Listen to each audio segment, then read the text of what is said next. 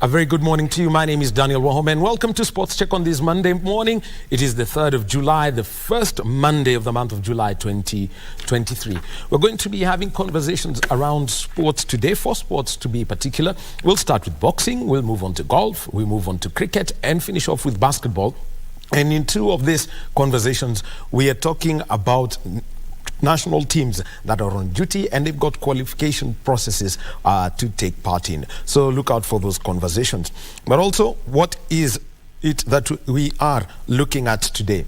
There is a petition that was filed in the High Court, and this was challenging the appointment of the 50 chief administrative secretaries. That decision was to be made today in the High Court. It was to be made this morning at 9 a.m., but it has been postponed to 2:30 p.m. Our team at the courts, Ben Troy Njoe and Ruth Wamboy, are going to be giving us the details of that. So 2:30 p.m. is the time for that decision to be made. Remember that the Public Service Commission had indicated that 23 are to be appointed, but eventually we saw 50 appointed. Now, this evening at 5:30 p.m., the Cabinet Secretary for Youth Affairs, the Arts and Sports, the Honorable Ababu Namwamba, is going to be hosting Kenyan drivers who participated in the Safari Rally. And this is an appreciation dinner for them. And you know, there was an outcry about how some of the presentations went for drivers who took part, especially in the Kenya National Rally Championship. So that is going to be taking place this evening. And also, today the Cabinet Secretary to the Treasury, Professor Jogona Ndungu, is going to be launching the 2022 Kenya Demographic and Health Survey main report at the Kenyatta International Convention Center. So that is what has been lined up for today. And remember that to get in touch with us, just get onto our Twitter handle. It's at KBC Channel 1. Mine is at Mr. Wahome. The hashtag is Sports Check. And we start off our conversation this morning with a sport that Kenya, for quite some years, dominated on the continent and also globally. We've had a world champion from Kenya, we've had an Olympic champion from Kenya, and the pathway to the Olympics 2024 is now on course. Boxing Federation of Kenya held the trials for the Olympic divisions. And remember, normally boxing would have 12, 13 divisions in terms of weight. But when it comes to the men's divisions, they've been whittled down to 7. And you can imagine they've been whittled down to 6 for the women's. We've got the Communications Director of Boxing Federation of Kenya, Duncan Kuria, with us in studio today. Duncan, good morning to you. Good morning. Well, before we even get into, matters sport, let's talk about some policy issue that may have some long-term implications.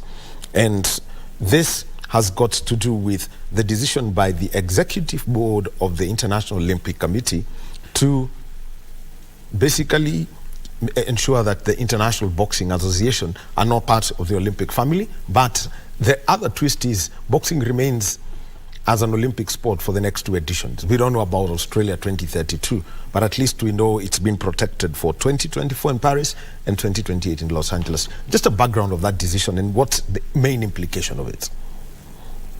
I think it's a very heavy decision which was taken by the board of IOC, but it was long term. It was coming because they had warned IBA for some time to put the house in order. The IBA sent some reports, but according to the IOC, the report were not what the IOC wanted them to do. So at least if you have followed the discussion around the issues that had been raised by IOC, you can clearly see that there was a problem that needed to be addressed. Then it became a bit nasty because there are issues. Because I remember some time back, I think we were in the World Championship and I saw some letter which had been done by IBA warning the referee and judges about being approached by IOC to go and officiate in the Olympic Games. And according to IBA, they wanted the IOC to go through them. And so it was a bit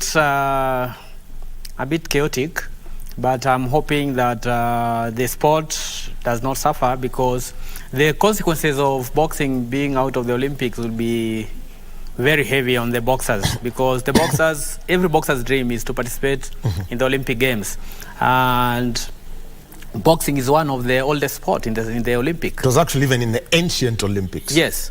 So it will be a massive loss if boxing is kicked out of the Olympics, and that is the threat that you're facing at the moment. And I believe I think the IOC has taken the first decision to kick out IBA from the Olympic family, and I think there's still some chance that boxing will continue to be in the Olympic, and I'm hoping that the issues that are coming now with the new decision that has been taken by IOC are going to be resolved. But as a federation, I think we want to be neutral. We are okay as long as you are able to participate in the Olympics. As we are okay. Okay, but there is a long-term effect because it's not only Kenya that is affected by this. We also have to look at what other countries are doing, because in Kenya at least there is some sense of order and calm and agreement as to how this is to be done. In Uganda, the government had to intervene and say, look, the entire process has got to be looked at. Boxing in schools, which is basically grassroots boxing, getting affected. Yes. And eventually they're being asked to do e-learning. Just tell us what this concept of e-learning is for boxers. I don't know. It's a bit weird, and I don't understand how the whole thing will be structured, where there is this issue of e-learning being applied to the boxers. And it's again because I believe for boxing is just like any other sport. Yes. So I'll imagine just like how we do football in school games, it will almost the same thing when we have boxing within the school games. But now I think there are some misconceptions which also need to be handled, because for a long time people think boxing being a contact sport, it should not be part of the school games. And I think many parents will also be scared, thinking that probably their kids will get hurt if they get involved in a combat sport. But sometimes I also don't understand how you will allow a game like karate, taekwondo to be done in the schools, but you don't allow boxing. So I think it's a policy issue that also needs to be handled soberly by the federation and the association that is in charge of sports within schools, so that we can find a balance. Because I believe a young kid is able to handle both sports and academics. And it's very important for us now to also ensure that we encourage our youngsters to be serious in terms of academic, because at the moment, even the forces teams which used to employ people based on talent are no longer doing that. They also want they want you to produce a Form 4 certificate to show that you have really been to class.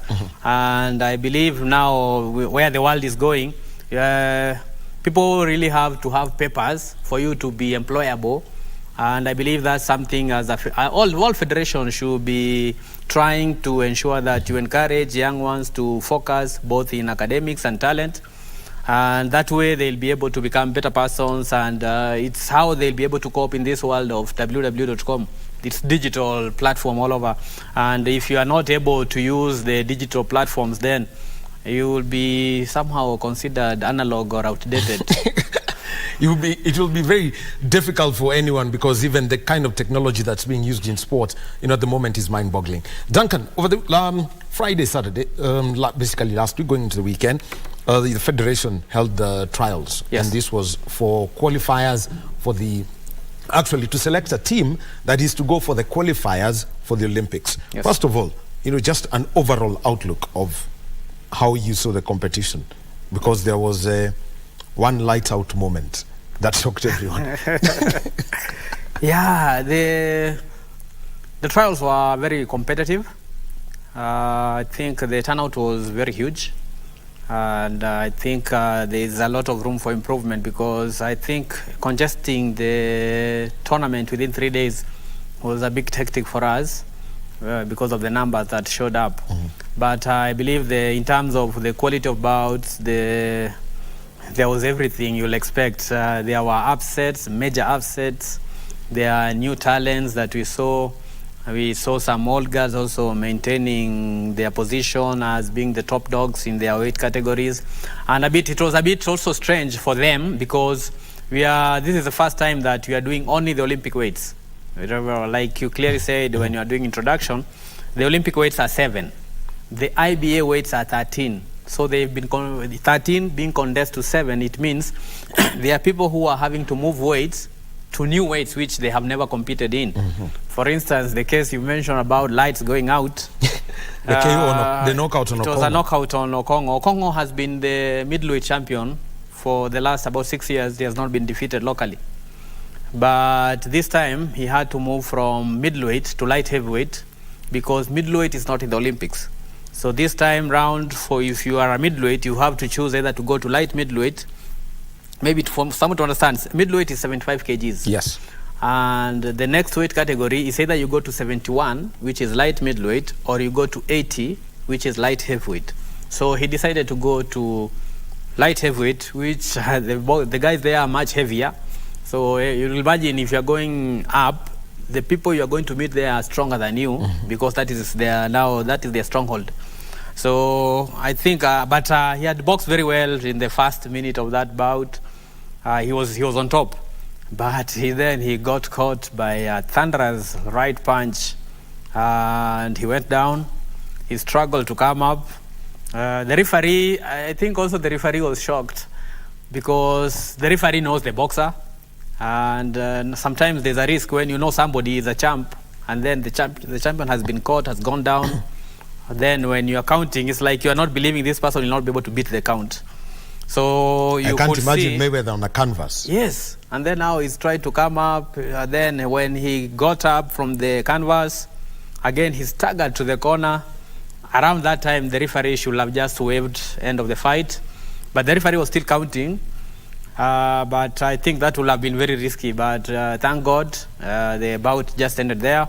And the boxer is healthy, and he was functioning just fine. So it's just one of those things that happens in boxing because, like we say, one punch can change everything. You might be leading for 3 rounds, and then in the last seconds of the fight, you get caught by a hard punch, and that's the end of the fight. And you'll have lost by knockout. Yet, if you are to go to the scorecard, you might have leading by a very big margin. But that's part of the game. So now, because you've mentioned the case of Okongo, who's a middleweight, so either he has to go to light middle, which is 71, or go up to 80. Yes. Now, I'm just trying to think of those in the bantam, between 51 and 57 kgs. Yes. So how have they, what's the decision that has been made, ideally? It's a bit For crazy. example, those in the 54 kg division have to move up to 57 or go down to 51. Yes, and that's not even the strangest. There's one for the 60 kgs, which has also been removed, lightweight. So lightweight has been combined up to with light welter. So technically now they have light welter, so lightweight has been removed. So with the bantamweight, which is 54 kgs, you either go down to 51 kgs flyweight, or you go up to 57 featherweight. I saw most of the people decided to go up. I didn't see, for that category, I didn't see anyone going down. The champion there is Shafi Bakari. He went up. There's a guy from KDF called Dennis Mudama, went up. And where they are going, there's a champion there called Samuel Njao. And so it's not easy when you are a champion in a lower weight going to challenge the champion in the upper weight. So that's the decision that had to be made because of the situation that we have with the Olympic weights. Ideally, it would have been good if maybe in the Olympics weight you also have similar to what we have in the IBA weights, so that all the 13 weights are provided for, so you don't have to struggle going to maybe to put on some weight or to reduce some weight to be accommodated, to be able to make sure your Olympic dream is valid. But this time round, with what IOC is trying to do is also to introduce gender parity, and that's how they were able to reduce the number of weights for men well, trying to increase the number of weights for women, because if you compare to what we had in the Tokyo Olympic Games, the weight categories for women was 3. There were 3, yes. Yes, but now there are 6. And the ones for men were 8. Now they've been reduced to 7. But now the numbers, in terms of the numbers, boxers. In terms of the numbers, last time round we had about 286 boxers, and this time round they're going to have 248. And with the last Olympic Games, we had 186 men and 100 women. This time round, we are going to have 50% gender parity at 124 each. Technically, that means that the number of boxers at the Olympic is going to reduce by about 38. But the number of male boxers is also reducing by about 62. So, in my opinion, I think it would have been good if the IOC looked at it in terms of bringing gender parity, you just increase the number of women to be similar to that of men, instead of reducing the number of men weight categories, so that the boxers can be struggling to shift weight, so that they may be able to achieve their Olympic dream. So let's just take a look, first of all, at the men's team that has been selected and how the boxers have performed. Duncan, you can take us through this. Yes. Let's start with the men in the flyweight, the 51 kg division. David Karanja of Police. He defeated Kelvin Minor of KDF on points. So that's the first one. In the men's featherweight, Samuel Njao got a walkover against Shafi Bakari of Police. So we'll be taking you'll just be giving us a look at that. Then light welter, Alois Vincent lost to Ethan Minor of Police. That is something that you'd say, or normal services happening within that. From the light welterweight, let's go to the light middle. Boniface Mogunde defeated his teammate Stephen Olang, and then you've got the light heavyweight, Robert Okaka defeating Glenn Stonagade, and Peter Abuti. Now, this was, everyone was asking what happened, defeating Hezron Maganga. Yes. And then Fred Ramogi winning the super heavy. Just take us through that. It's a bit strange because they're champions meeting, and some of them are in the same club, and there's a problem again now. People having to move weight. So you're a champion maybe in the Maganga is a cruiserweight national champion, but now he has to go and challenge for heavyweight ticket, and he meets his clubmate Peter Abuti. That's at heavyweight. Maganga is very experienced, has been to the last 2 World Championships. He performed very well in the last World Championship, where he progressed to the round of 16, which was commendable, though we thought there was a problem with him because he decided to change ring boots in the crucial bout when he was supposed to challenge and go to the quarters. And the ring boots that he wore that day were slippery, so we don't understand why he did that. But he's a very good boxer, very experienced. And unfortunately, he met his clubmate who know him better and much heavier. And he lost on points. For Ramogi at that super heavyweight, Ramogi has been a national champion. Remember, he's the 2019 Africa Games bronze medalist.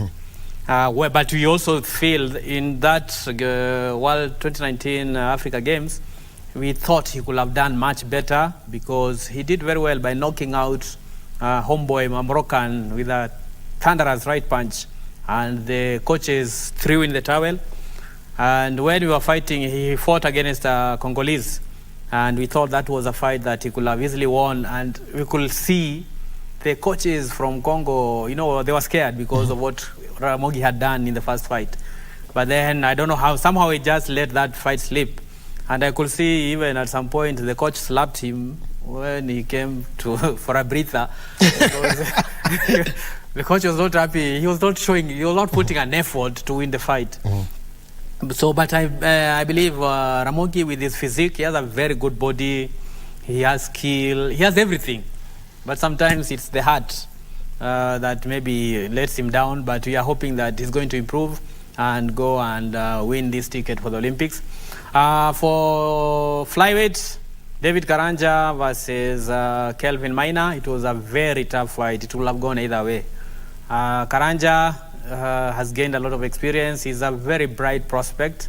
at the flyweight. Remember, he's the Africa Zone 3 flyweight champion. He performed very well at the World Championship.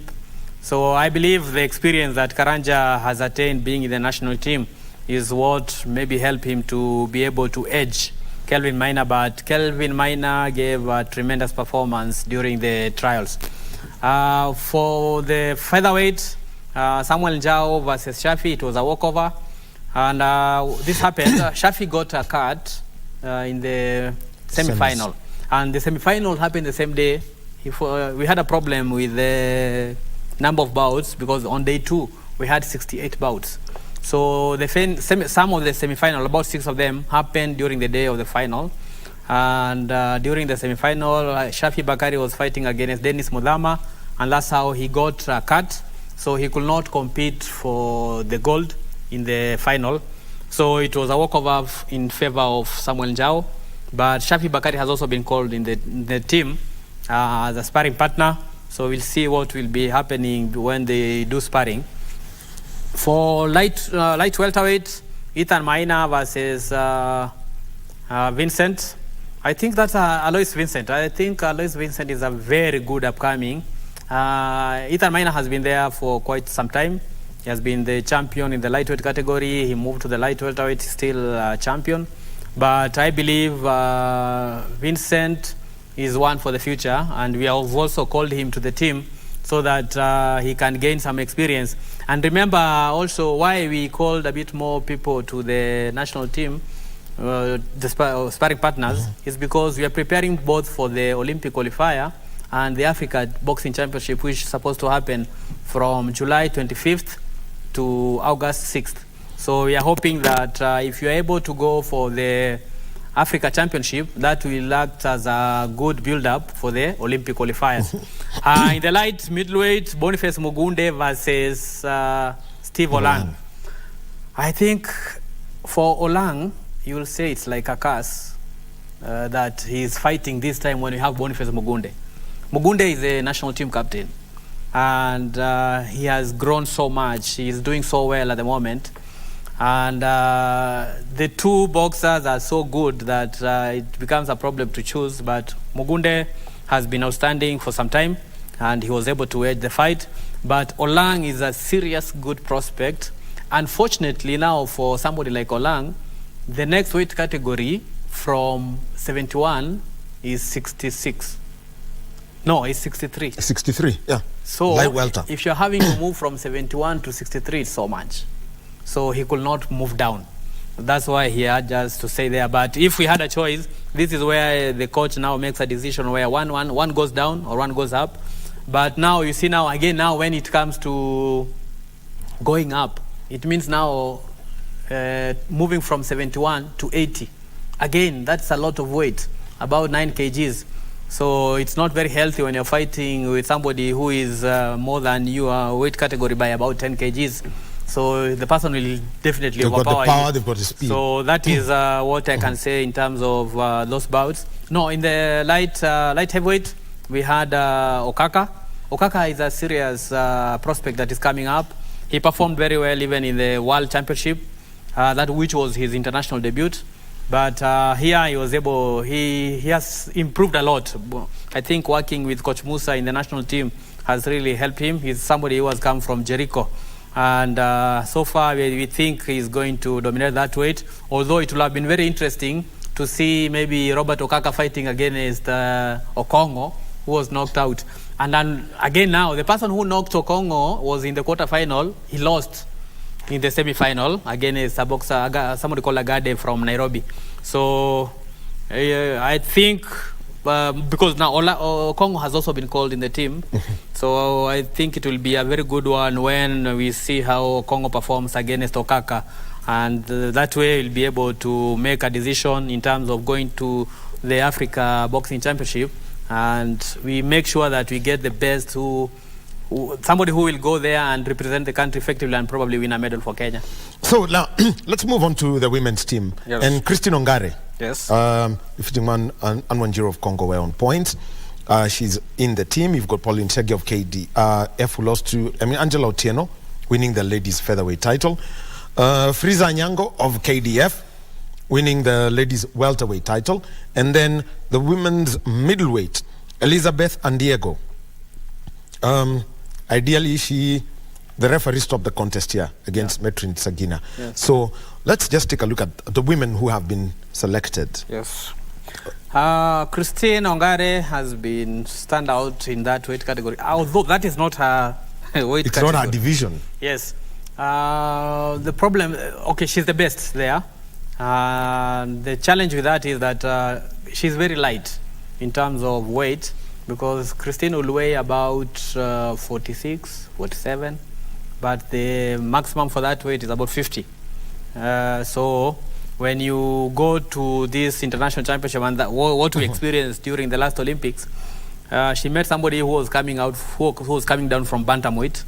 So you find a bantamweight at 54 kgs coming down to 51, and she's at 46, 47. So the power was so much for her, and even the physique, she struggled with that. And then now when you get a good boxer who has reduced weight, and she comes to lower weight, then she's more powerful than those who are there.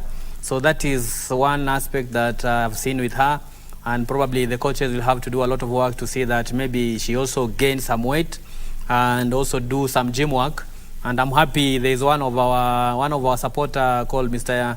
Ibrahim Mohammed has offered national team an opportunity to go and train in VMX gym in Village Market so that we can do strength and conditioning. I think that one is going to help somebody like Christine so much. Actually, you preempted, because I wanted to come to that story of strength and conditioning, because we can see that most of our boxers, they're either going up or going down, and so that the whole issue of strength is massive here. It will be massive, and I think we'll also need to get in Coach Godfrey Kimani to come and help us, because he's the best. He's a guru in that, and he has always been working with us. Although sometimes he has many sports that he's helping. Sometimes I know he was working with rugby. Yes. But I'll have to talk to him, because we really need his services before we go for the Olympic qualifiers. With the featherweight, bantamweight, Amina Mata got walkover. Yes. She didn't have an opponent, but she is very good at the moment. I think she's in the form of her life, and she is likely to do very well in the qualifiers. In the featherweight, Pauline Chege versus Angela Otieno. That was an upset. We expected Pauline Chege to win because she's more experienced, but Angela is a bright prospect coming from Nairobi, and she performed very well on the day and defeated Pauline clean. I don't think there was no complaint about poor officiating this time round. With Frieza Nyango is a very, very bright prospect for welterweight, and I think when you remove, you remember we had an issue with the lady from Algeria, yes, Emane Khalif, who defeated Frieza during the World Championship, and later it was said that Emane Khalif is a man and not a woman. So I think Frieza Nyango has a very good chance of going to the World qualifiers and getting that ticket, because she's doing so well, and if she works with our coaches, she can be able to come up with a strategy that can enable her get that ticket. For middleweight, Elizabeth and Diego, the captain of the national team, she's the best, and she has been the top boxer at that level.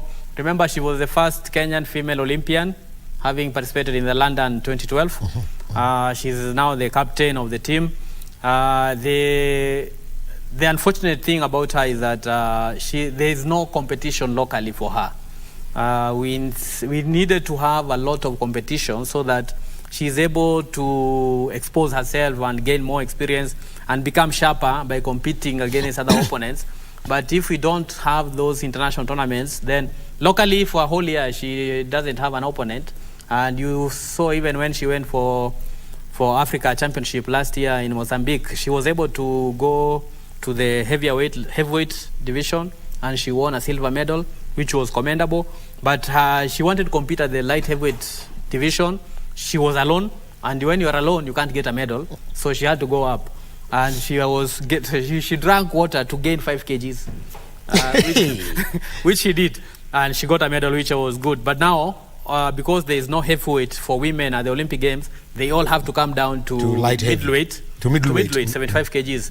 But I think she just needs to do I don't know, maybe she has to do sparring with the men so that she can be able to be sharper, because she doesn't have much competition locally. Now, we've spoken about the team, we've spoken about the IBA decision and the selection. Now, the craziest part for Africa is at the qualifiers in September, for the 7 divisions, there's just 1 slot allocated per weight division for the men. 1.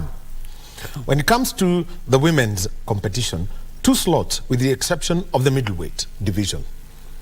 How brutal is this for the continent? Because we're going to have Africa is going to have the fewest number of boxers at an Olympics in a long time.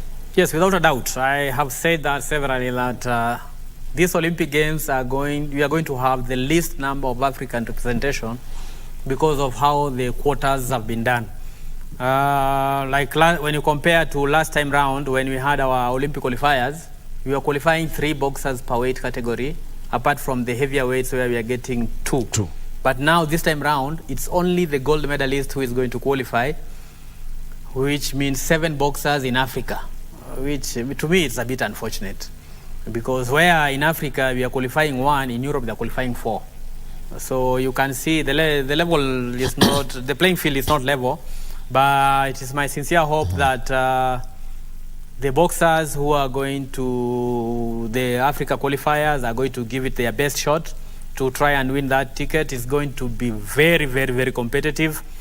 But even if they don't get that ticket in Dakar, then they need to focus more on participating in the World Qualifier 1 and World Qualifier 2, where there'll be 4 tickets. But the competition is much bigger because it's the whole world. Those who will have failed to get the continental tickets are going to be meeting for a repechage 1 and 2. And I believe there Africa will have a good chance, because if it's only the top boxer in Africa who will have qualified, then it means number 1, 2, 3 from Africa is going to be meeting maybe number 6, 7, 8 from other continents. And that way I think... Actually, number 5 from Europe, number 3 from the Americas, yes, number 3 from Europe, and number 2 from Oceania. So that means you're meeting with Australia as number 2. Yes, it's although with Oceania, Australia is the best in Oceania, Australia and New Zealand. So you'll expect most Australians will have qualified for their Oceania qualification. Normally before, Australia used to qualify through Asia. But this time around, I think they'll go through the Oceania, and I expect them to get those qualifications. But for Australians are not as tough. You know, Europeans are more serious in terms of competition. So when you are looking at where to meet, you know, you look at where the Cubans are, the Russians, you look at Kazakhstan, Uzbekistan, Brazil. Those are the top nations in terms of boxing at the moment. So if you can be able to avoid those ones early on, the better. So I believe there's still some chance. But in generally, I think Africa will not get very many tickets this time round compared to the numbers we had during the Tokyo Olympic Games. So Duncan, training camp, because you've got 2 major events. Yes. Cameroon is calling. Yes. And Yes, Cameroon. Cameroon is calling Yaoundé for the African Championships, and then after that Dakar in September. Yes. 2 months apart. Yes. We are starting camp Wednesday this week. We have about 24 boxers that we have called in camp, and we are hoping we are not so sure. You know, the problem is that Africa Boxing Championship has been postponed twice. So we are not sure even this 3rd time it's going to happen. If it does, we are hoping that we can be able to go and take our team there and give a good exposure to our boxers as they prepare for the Olympic qualifier, because again, it's the same people that you are meeting during the Africa Championship are the same people you are likely to meet. Actually, they're the same people, you'll meet in Dakar. In the qualifier. So it's a good build-up so that you prepare. If you are able to beat them during the Africa Championship, then it gives you more confidence going into the Africa Olympic qualifiers. But it's our sincere hope that you are going to get good preparation for our boxers, because I believe preparation is just as important as the competition. If you don't prepare well, you are not able to compete as effectively as you should. And here, we normally, if you don't get medals, you know the noise will be there, and it's so much. But it's also, as a federation, it's our aim to ensure that we take a good team to both championship and we perform well. In Africa, we've been ranking top 3 for some time, even when our standard are not maybe at the top as they used to be. But I believe we have a very good chance of going to the Africa Championship and the Olympic qualifiers and performing very well. Oh. Right, thank you very much. Duncan Kuria, he's the communications director at the Boxing Federation of Kenya, talking about qualification for the Paris Olympics. It's going to be brutal and tough, and the preparations must be meticulous, given that you have to go either up a division or down a division for you to compete, and those who've been selected, all the best in Dakar. And for the team that is going to Yaoundé for the African Championships, all the best. Thank you very much, Duncan. You're most welcome. All right, next we'll be taking a short break. We bring you an episode of The Ace featuring Cameroonian legend Roger Milla. And after that, let's talk about a club that started with browns and now it has greens and great fairways and a very challenging course. Celebrating 100 years is the Kiambu Golf Club. We'll be having Philip Ondieki, who's the chairman, coming up next.